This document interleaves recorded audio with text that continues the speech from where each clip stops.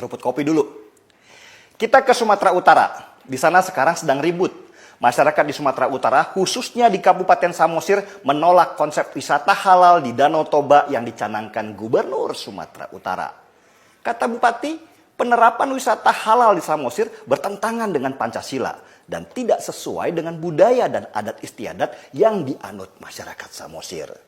Dan ini penolakan kesekian kalinya konsep wisata halal sesudah Nusa Tenggara Timur menolak konsep wisata halal di Labuan Bajo. Dan di Toraja, Sulawesi Selatan juga masyarakat demo menolak konsep wisata halal.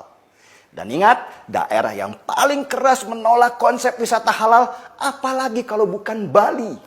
Tahun 2015 di Bali pernah mau dibuat desa syariah.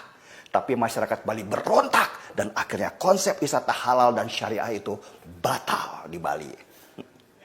Pertanyaannya, ada apa kok rame-rame mereka menolak wisata halal?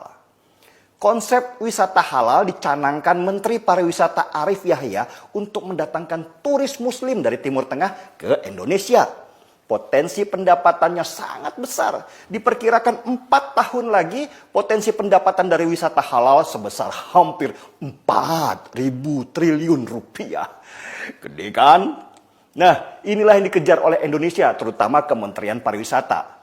Wisata halal sebenarnya konsepnya bukan menjadikan sebuah daerah harus menjadi daerah agamis, tetapi membangun fasilitas untuk wisatawan muslim seperti restoran halal, penginapan syariah, sampai musola untuk mereka ibadah. Tapi yang tidak dipikirkan Menteri Pariwisata adalah kenapa harus dibilang wisata halal? Bahasa ini sangat menyinggung masyarakat non-muslim. Seolah-olah mereka haram jadi harus dihalalkan. Kalau hanya ingin membuat fasilitas buat turis muslim, ya seharusnya tidak perlu memaksakan dengan bahasa halal. Terutama di daerah yang mayoritas non-muslim. Kenapa nggak dikasih nama wisata budaya saja? Itu jauh lebih tepat dan enak didengar. Lagian yang kita mau perkenalkan kan budaya Indonesia. Kita mau perkenalkan budaya negeri ini pada turis asing, jangan kemudian kita tidak punya kebanggaan diri hanya karena kita butuh pendapatan dari pariwisata. Lagian kalau mau bicara fasilitas buat muslim, gak perlulah dikasih label halal di restoran ataupun penginapan. Bikin saja peta atau aplikasi yang menunjukkan di mana saja warung makan dan hotel yang khusus muslim.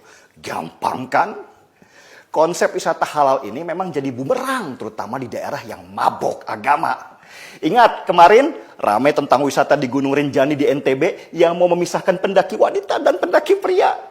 Ingat juga yang ramai di Banyuwangi, Pantai Santen yang mau dipisah juga pengunjung lelaki dan wanita. Itu semua karena mereka mau menerapkan konsep wisata halal. Jadi akhirnya konsep ini melebar kemana-mana dan jadi fobia tersendiri untuk daerah yang mayoritas non-muslim mengadakannya. Tinggal rubah nama dan perbaiki konsepnya saja. Saya yakin masyarakat akan menerima. Ini hanya masalah komunikasi saja. Masa gitu aja nggak bisa sih Pak Arif Yahya?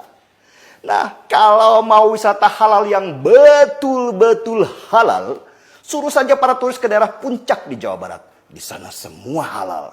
Gimana nggak halal? Di sana banyak uhti yang siap dihalalkan. Mari kita bongkar semua. Saya seruput dulu kopinya yang sudah halal. Saya Denny Siregar. Kita di acara Timeline.